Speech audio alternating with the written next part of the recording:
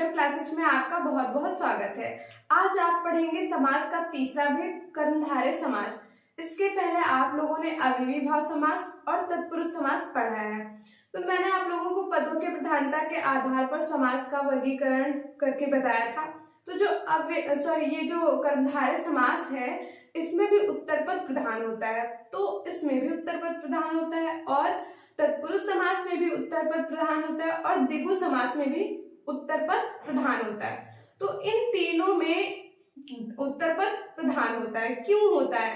ये जो तत्पुरुष समास है ना, कर्मधारय समास और द्विगु समास, एक प्रकार से इनके भेद माने गए हैं। ठीक है, इसीलिए जब मैंने आप लोगों को पदों की प्रधानता के आधार पर समास पढ़ाए थे तो कितने प्रकार के बताए थे? 4 प्रकार के। क्योंकि जो तत्पुरुष है ना, तत्पुरुष, इसी के अंतर्गत इन दोनों को बताया गया है। एक तो कर्मधारय और दूसरा द्विगु। ठीक है, लेकिन समास के मुख्य 6 भेद होते हैं।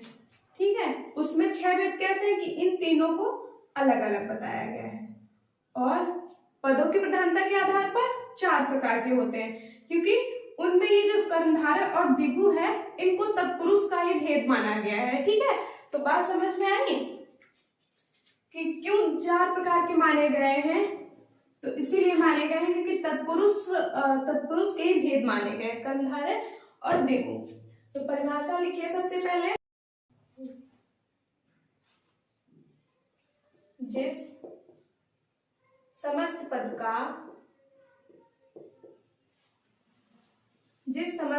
का उत्तर पद प्रधान हो,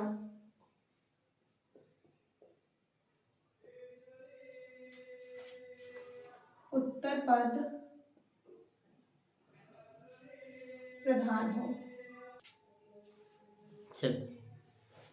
तथा पूर्व पद व उत्तर पद में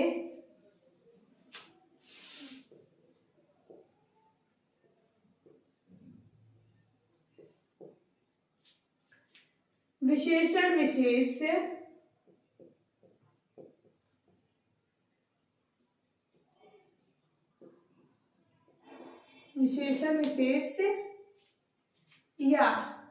यानी अथवा, विशेषण विशेष अथवा उपमान उपमेय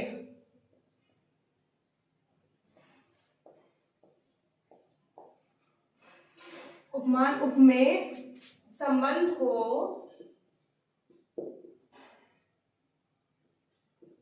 वह तत्पुरुष समास कहलाता है। कर्मधारय समास, वह कर्मधारय समास कहलाता है। वह कर्मधारय समास कहलाता है।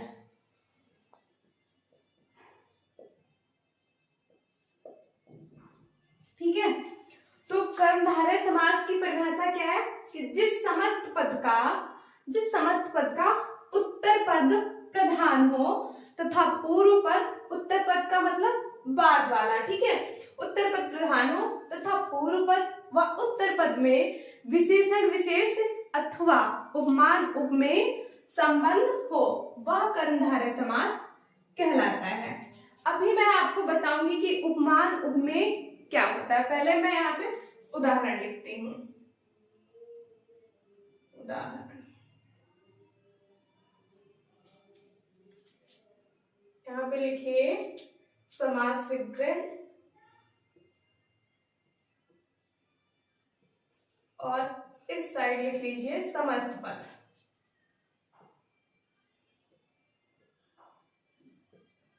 समस्त पद, ठीक है। तो समास विग्रह में होगा कमल के समान चरण, कमल के समान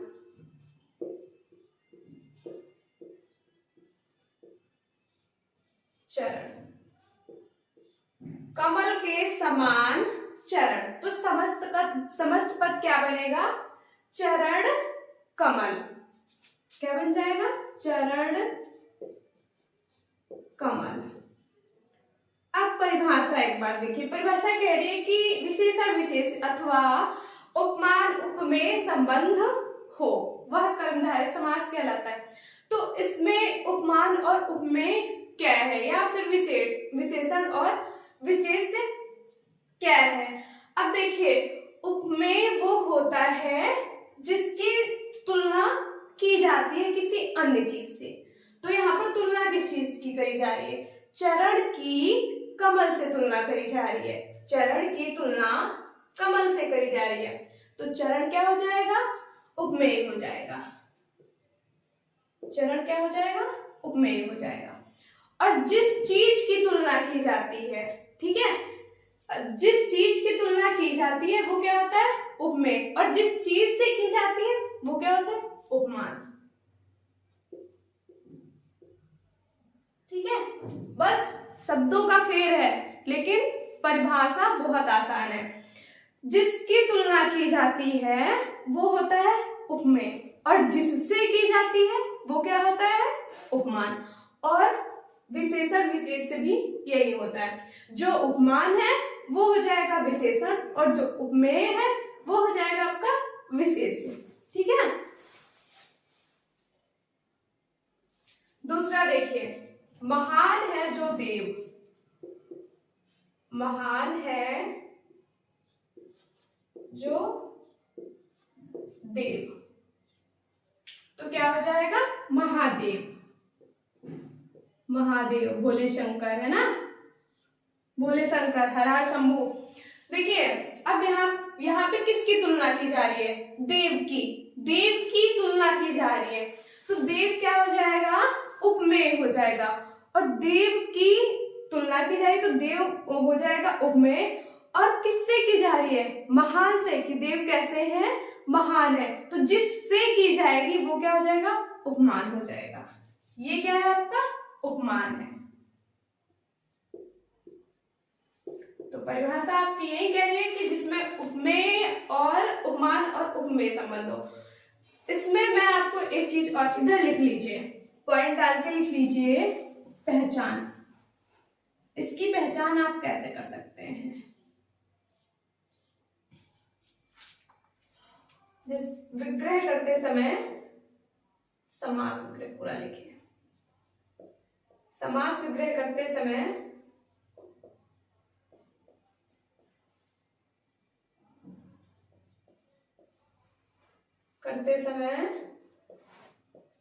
है जो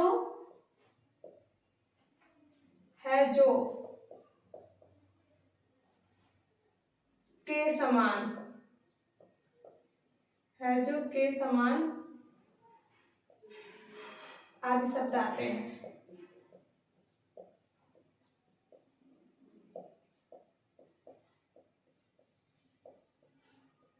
ठीक है, तो सबसे आसान सी ट्रिक है ये, कि आपको कुछ भी ना याद हो, बस है जो और के समान किस में आएगा, कर्मधारय समास में आएगा, इतना याद कर लीजिए, काम हो जाएगा।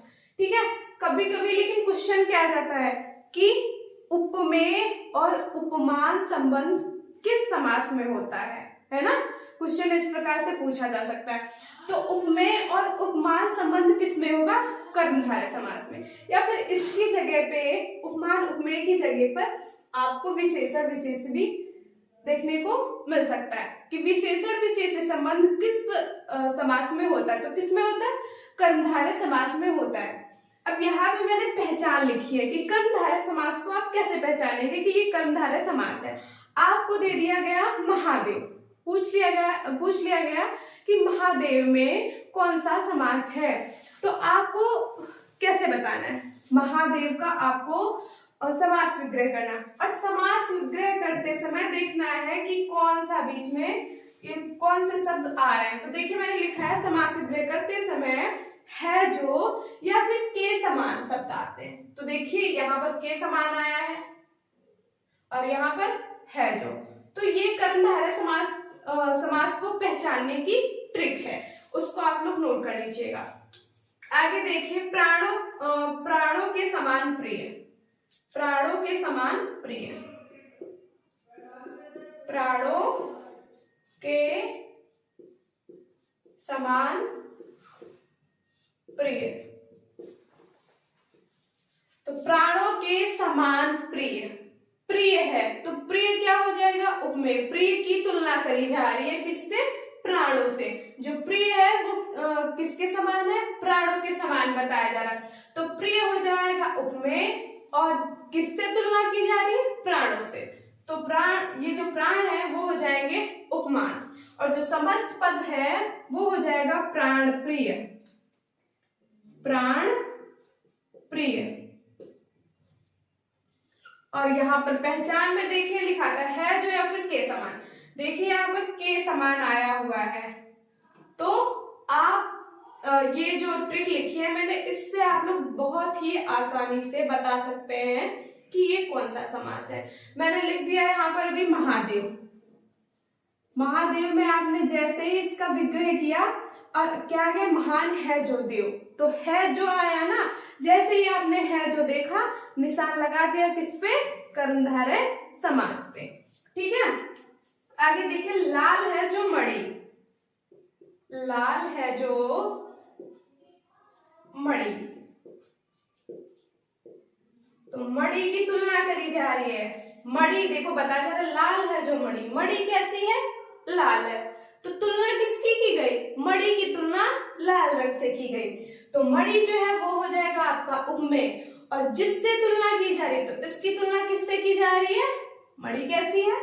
लाल है, तो मणि की तुलना लाल से की जा रही है, तो लाल क्या हो जाएगा? उपमान हो जाएगा, या फिर विशेषण कह सकते हैं। ठीक है, तो लाल है जो मणि, तो क्या हो जाएगा? लाल मणि।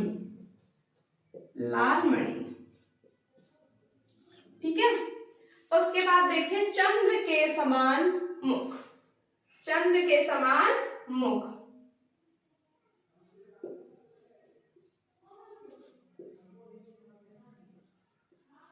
चंद्र के समान मुख, तो क्या हो जाएगा? मुख है, मुख की बात हो रही है। मुख कैसा है? चंद्रमा के जैसे, मतलब बहुत ही सुंदर है ना। तो मुख कैसा है? चंद्र के समान है, तो तुलना किसकी करी जा रही है? मुख की तुलना करी जा रही है, तो मुख हो जाएगा उपमेय। और तुलना किससे करी जा रही है? चंद्र से, कि मुख जो है वो चंद्रमा के समान है, तो जो चंद्र है वो हो जाएगा उपमान। और यहाँ पर समस्त पद क्या हो जाएगा? चंद्र के समान मुख, तो जाएगा चंद्रमुख। चंद्रमुख। ठीक है, ये थे आपके कुछ उदाहरण कर्मधारय समास के। आप लोगों को ये जो समास है ये थोड़ा सा टफ है। टफ क्यों है? क्योंकि इसमें लेकिन कुछ भी टफ तो नहीं होता ना, कठिन नहीं होता। आप लोग मेहनत करिए, पढ़िए और सब कुछ आसान है। देखिए बस इसमें ये थोड़ा सा कंफ्यूजन हो जाता है आप लोगों को कि विशेषण विशेष्य या फिर उपमान उपमेय। तो जहां पर विशेषण विशेष्य अथवा उपमान और उपमेय देखने को मिले, वहां पर क्या हो जाएगा? कर्मधारय समास। और या फिर आपको कुछ इस तरह के शब्द दिए गए हो, समस्त पद इस तरह के हों, और उनमें पूछा जा रहा हो कि कौन सा समास होगा, तो आपको बताना है, इनका क्या करना है? समास विग्रह करना है। और जैसे है जो या फिर के समान आदि शब्द समास विग्रह करते समय आते हैं, तो कौन सा समास हो जाएगा? कर्मधारय समास होगा। ठीक है, नोट कर लीजिए इतना जल्दी से। उसकी परिभाषा तो आप लोग जरूर याद कर लीजिएगा, ये भी इंपॉर्टेंट। ठीक है, अब हेडिंग डाल लीजिए द्विगु समास।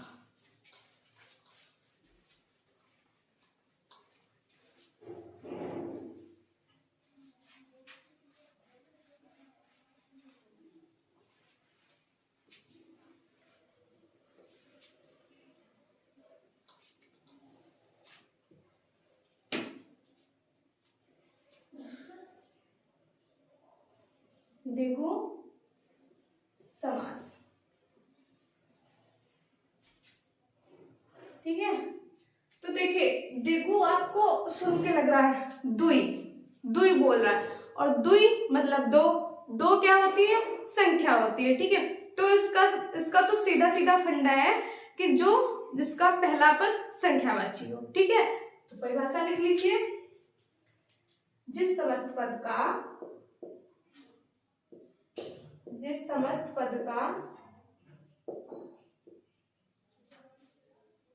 पूर्व पद संख्यावाची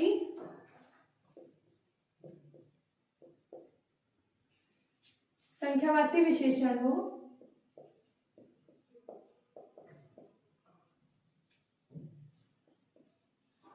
संख्यावाची विशेषण हो, वह द्विगु समास कहलाता है। वह द्विगु समास कहलाता है।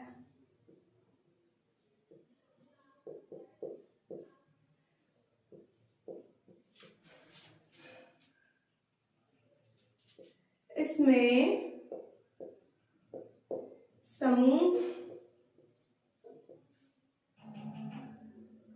समूह या समाहार, इसमें समूह या समाहार का ज्ञान होता है। समूह या समाहार का ज्ञान होता है। ठीक है, अभी मैंने आपको बताया कि जैसे नाम ही पढ़ के पता लग रहा है कि नाम क्या है, द्विगु। ठीक है, तो द्वि मतलब संख्या, द्वि दो, दो मतलब संख्या। ठीक है, तो यही लिखा है कि जिस समस्त पद का पूर्व पद संख्यावाची विशेषण हो वह द्विगु समास कहलाता है। इसमें समूह या समाहार का ज्ञान होता है। उदाहरण देखिए, उदाहरण यहाँ पर डाल लीजिए, समास विग्रह और समस्त पद। यहाँ पे लिखिए समस्त पद। ठीक है, तो समास विग्रह में यहां पर बताया गया है ना संख्यावाची, तो लिखिए तीन रंगों का समूह, तीन रंगों का समूह,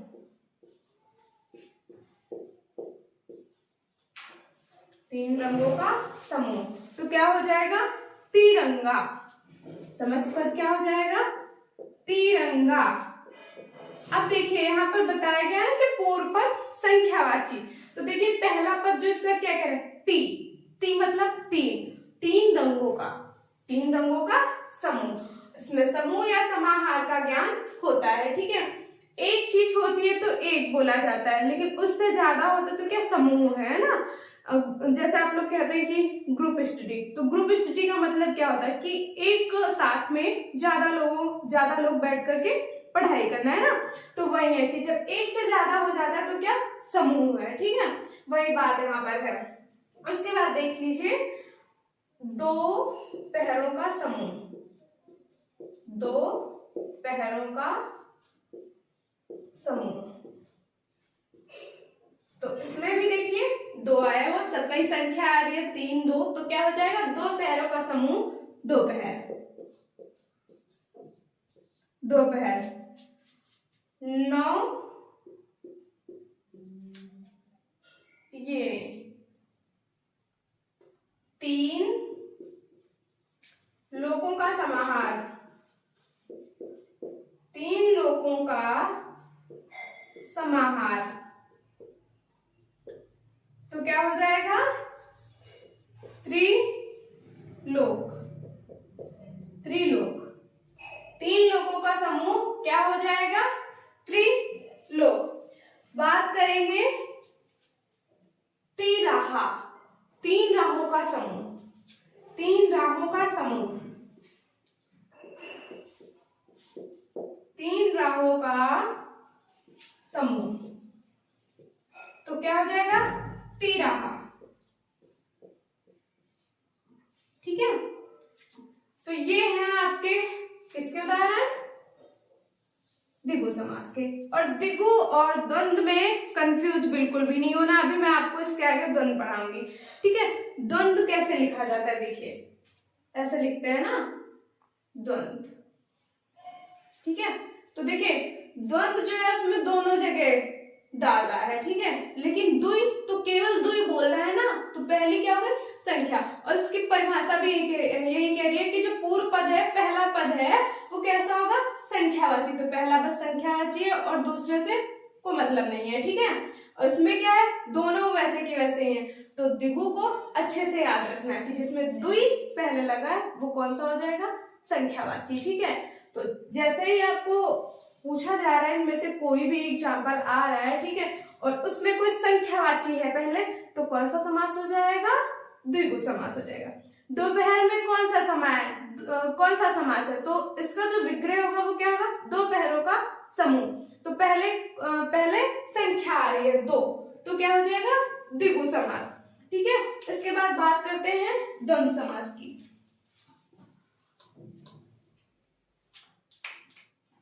द्वंद्व समास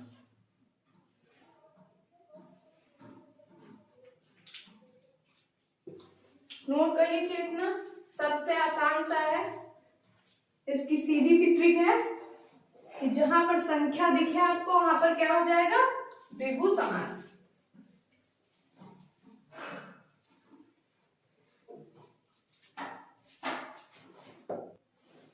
अब हम द्वंद्व समास की परिभाषा देखेंगे, तो लिखते हैं जिस समस्त पद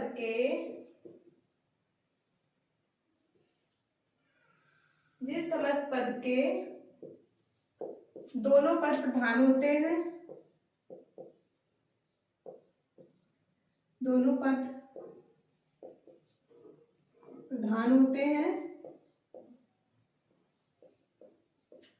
तथा विग्रह करते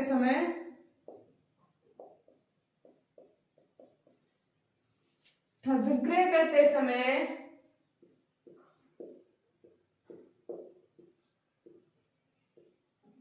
और या अथवा एवं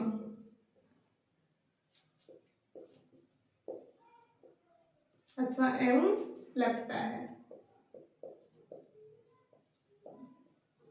ठीक है, अथवा एवं लगता है, द्वंद्व समास कहलाता है।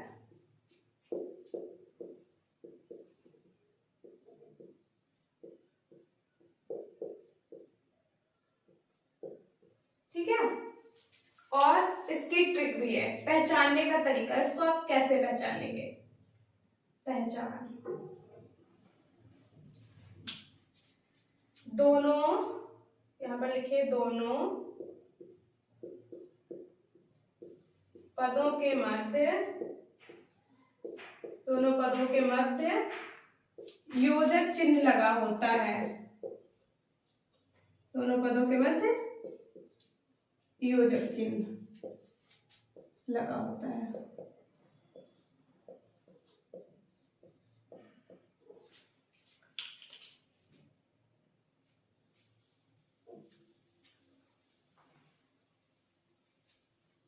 ये आपको ऐसे ही नोट कर लेना है। ठीक है, अब देखिए इस परिभाषा को एक बार ध्यान से पढ़िए। क्या लिखा है? जिस समस्त पद के दोनों पद प्रधान होते हैं। द्वंद्व में क्या होता है कि दोनों पद प्रधान होते हैं, लेकिन जो तत्पुरुष, कर्मधारय और द्विगु था उसमें क्या था कि उत्तर पद प्रधान होता है। इसमें दोनों पद प्रधान होते हैं, और जब आप समास विग्रह करेंगे तो कौन से शब्द आएंगे? और या एवं शब्द आ सकते हैं। ठीक है, और सबसे बड़ी जो पहचान करनी है आपको, वो जो समस्त पद होगा उसमें क्या होगा कि दोनों पदों के मध्य योजक चिन्ह लगा होता है। जब समास बनता है तो उसमें कितने पद होते हैं? 2 पद होते हैं। ठीक है, तो दोनों पदों के मध्य में योजक चिन्ह लगा रहेगा। अब यहाँ पे लिखिए उदाहरण, देखिए अभी उदाहरण यहाँ पे लिखिए समास विग्रह,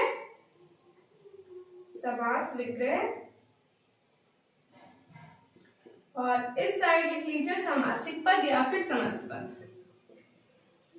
सामासिक पद। ठीक है, तो यहां पर देखिए मैं लिखती हूं समास विग्रह में हम क्या लिखेंगे? आगे और पीछे, आगे और पीछे। तो जो समस्त पद बनेगा या सामासिक पद बनेगा, तो लिखा है ना दोनों पदों के मध्य में योजक चिन्ह लग जाएगा, और इसमें दोनों पद प्रधान होते हैं, मतलब आगे भी प्रधान है और पीछे भी प्रधान है। और आगे पीछे को भी पूर्व पद और उत्तर पद बोलते हैं, और यहाँ पर उदाहरण भी कुछ उसी तरह का है, आगे और पीछे। तो ये जो और है ये हट के यहाँ पर योजक चिन्ह लग जाएगा। तो यहाँ पर लिख लीजिए आगे पीछे, ठीक है।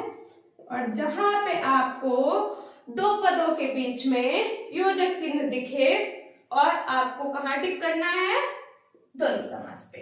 जैसे ही दिखता है आपको योजक चिन्ह तो कौन सा समास होगा, द्वंद्व समास होगा। और जैसे ही कोई संख्या दिखती है तो कौन सा होगा, द्विगु समास। उसके बाद देखिए नदी और नाले, नदी और नाले, तो और हटेगा और योजक चिन्ह लग जाएगा, नदी नाले। उसके बाद देखिए खरा या सॉरी अपना और पराया लिखिए, अपना और पराया, अपना और पराया, तो और हट जाएगा और योजक चिन्ह लग जाएगा, अपना पराया। उसके बाद देखिए ठंडा या गरम, ठंडा या गरम, क्या हो जाएगा, ठंडा और गरम। ऊंच या नीच, ऊंच या नीच, तो क्या हो जाएगा, ऊंच नीच, ऊंच योजक चिन्ह और नीच, ठीक है। तो ये थे आपके द्वंद्व समास के उदाहरण। जैसे ही आपको विग्रह करते समय और या फिर एवं दिखा तो क्या हो जाएगा, द्वंद्व समास हो जाएगा। और यदि ये नहीं करते हैं आप, सीधे सीधे आपके पास कोई शब्द दिया हुआ है, कोई सामासिक पद दिया हुआ है और पूछ रहा है कि इसमें कौन सा समास होगा, तो ठीक है, तो इसमें जैसे ही आपने योजक चिन्ह देखा तो कौन सा हो जाएगा, द्वंद्व समास हो जाएगा, ठीक है। अब इसके बाद हम बात करेंगे लाट समास, और वो कौन सा है, बहुव्रीहि समास। अब हेडिंग डालिए बहुव्रीहि समास। द्वंद्व और द्विगु दोनों ही बहुत आसान है।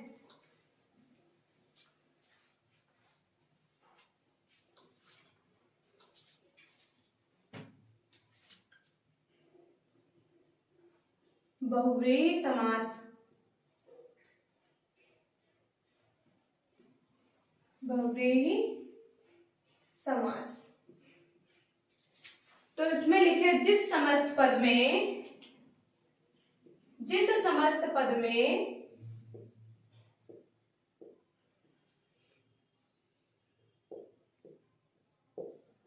कोई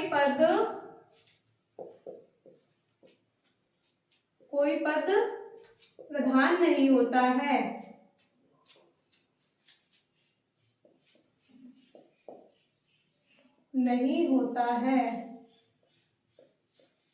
तथा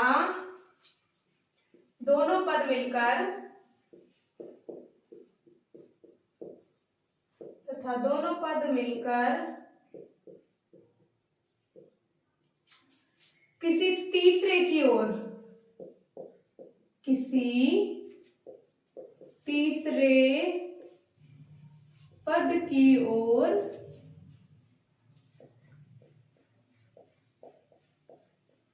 किसी तीसरे पद की ओर संकेत करता है।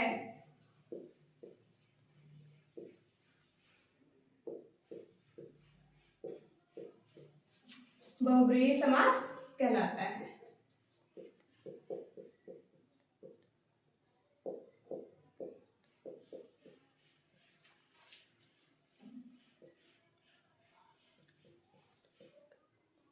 ठीक है, जिस समस्त पद में कोई पद प्रधान नहीं होता है तथा दोनों पद मिलकर किसी तीसरे पद की ओर संकेत करते हैं, उसमें बहुव्रीहि समास होता है, ठीक है, करते हैं, बहुव्रीहि समास कहलाता है। कोई पद का मतलब क्या, दो ही तो पद होते हैं, तो दोनों पद प्रधान नहीं होते हैं, दोनों पद मिलकर किसी तीसरे पद की ओर इशारा करते हैं, किसी तीसरे पद को प्रधान बनाते हैं। ठीक है, तो उदाहरण देखिए,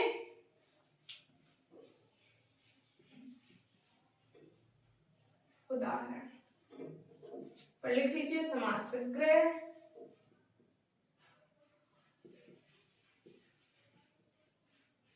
यहां पर लिखिए समस्त पद।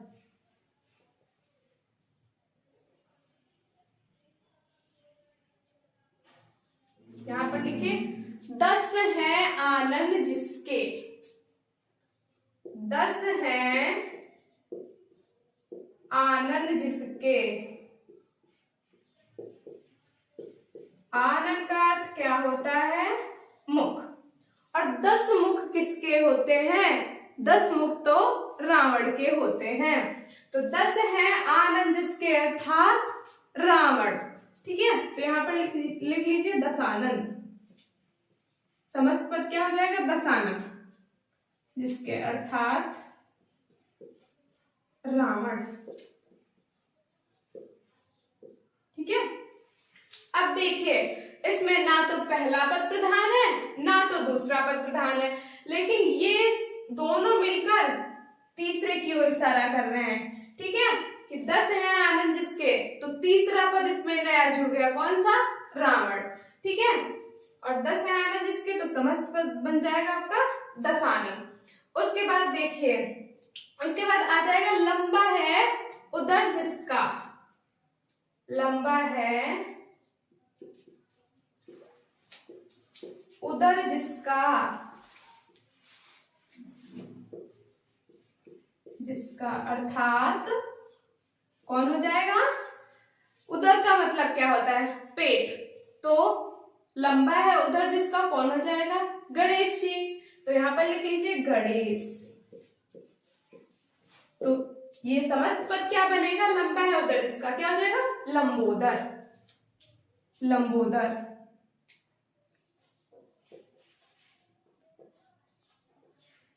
ठीक है, उसके बाद देखिए मृत्यु को जीतने वाला। मृत्यु को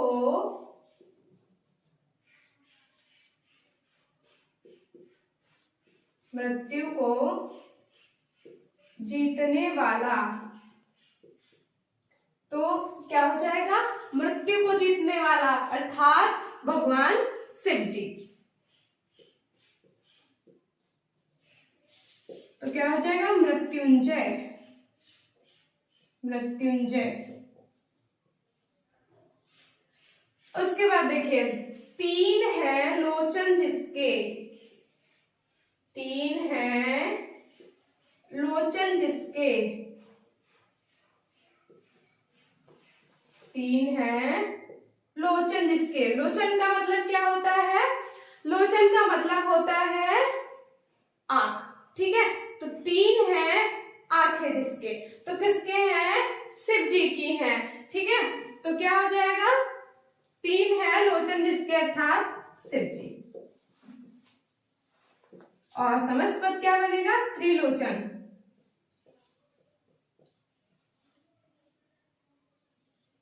ठीक है, उसके बाद देखिए निशाचर। निशाचर क्या होता है? निशा में विचरण करने वाला। तो समास विग्रह क्या होगा?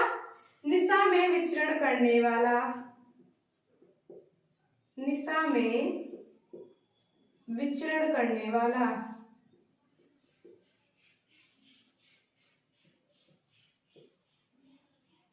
करने वाला अर्थात रात्रि में विचरण कौन करता है? राक्षस, है ना? तो क्या हो जाएगा? राक्षस। रात्रि में विचरण करने वाला राक्षस, तो क्या हो जाएगा? निशाचर। निशाचर। निशा मतलब रात और विचरण मतलब विचार करने वाला। रात्रि में विचार करने वाला तो कौन करेगा? राक्षस। ये दोनों पद मिलाकर क्या बन रहा है? राक्षस। ठीक है, इसीलिए इसमें लिखा गया कि कोई पद इसमें प्रधान नहीं होता। कोई का मतलब जिस समस्त पद में दोनों पद प्रधान नहीं होते हैं। ठीक है, दोनों पद प्रधान नहीं होते और किसी तीसरे की ओर इशारा करते हैं। अब और आगे देखिए, एक उदाहरण है जो मैंने आपको कर्मधारय समास में बताया था, वो है नीलकंठ। ठीक है, और नीलकंठ जो है वो बहुव्रीहि में आता है। तो क्यों आता है वो देखिए, नीलकंठ तो क्या हो जाएगा, नीला है कंठ जिसका, नीला है कंठ जिसका। और नीला कंठ किसका है, भगवान शिव जी का, क्योंकि उन्होंने विष पी लिया था, तब से क्या है कि उनका गला नीला हो गया था। तो यहां पर क्या हो जाएगा, शिव, और यहां पर क्या हो जाएगा, नीलकंठ, नीलकंठ। अब ये दोनों में क्यों आता है, ये बहुव्रीहि में भी है और ये कर्मधारय में भी आता है। तो क्यों आता है, तो देखिए समास विग्रह में मैंने क्या लिखा कि नीला है कंठ जिसका, तो किसका है, यहाँ पर जो मैंने समास विग्रह किया है वो तीसरे पद की ओर इशारा कर रहा है, तो तीसरा पद है शिव जी, इसीलिए यहाँ पर क्या हो गया, बहुव्रीहि समास। यदि यहाँ पर मैंने लिखा होता नीला है जो कंठ, नीला है जो कंठ, तो क्या हो जाता, कर्मधारय समास। यहाँ पर क्या है, समास विग्रह करने में अंतर है। आपने समास विग्रह किया नीला है कंठ जिसका, अर्थात शिव जी, तो कौन सा समास हो जाएगा, बहुव्रीहि। लेकिन यदि आपने समास विग्रह किया होता कि नीला है जो कंठ, नीला है जो कंठ, तो क्या हो जाता, कर्मधारय समास। इसीलिए इन दोनों में इतना अंतर है कि ये कर्मधारय में भी आता है और बहुव्रीहि में आता है। इसके जो समास विग्रह करने में अंतर है थोड़ा सा। अब देखिए, चक्र है पानी में जिसके, चक्र है पानी में जिसके, चक्र है पानी में जिसके,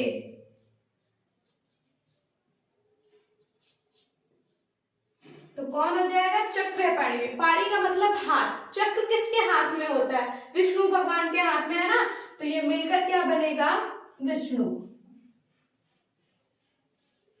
चक्र है पानी में जिसके, अर्थात विष्णु जी, तो समस्त पद क्या हो जाएगा, चक्र पाणी, चक्र पाणी। उसके बाद देखिए, पीतांबर, पीला है अंबर जिसका, पीला है अंबर जिसका,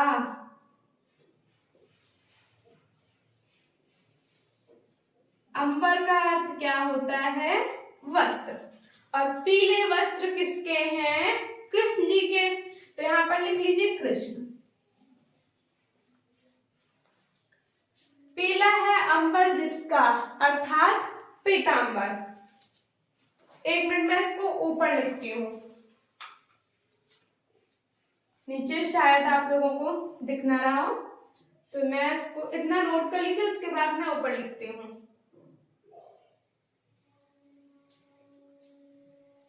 देखिए यहां पे लिखती हूँ, पीला है अंबर जिसका,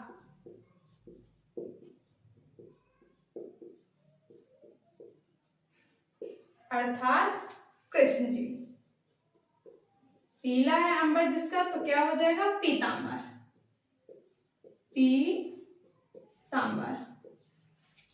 ठीक है, पीला है अंबर जिसका, पीतांबर। ठीक है, तो इसमें आप लोगों को ये याद रखना है कि दोनों पद प्रधान नहीं होते हैं और ये किसी तीसरे पद की ओर विशेष संकेत करते हैं। जैसे बोला गया कि लंबा है उदर जिसका, तो किसका लंबा उदर है, गणेश भगवान का है, तो गणेश भगवान जो है ये तीसरा पद हो गया। ठीक है, और यही हो गया प्रधान आपका, और ये दोनों जो थे वो प्रधान नहीं है। तो इस तरह से जो आपके समास है वो आज कंप्लीट हो गए हैं, और आपको कुछ समझ में ना आया हो तो आप लोग कमेंट सेक्शन में कमेंट जरूर करिए, और वीडियो को ज़्यादा से ज़्यादा लाइक, शेयर और सब्सक्राइब करिए। धन्यवाद।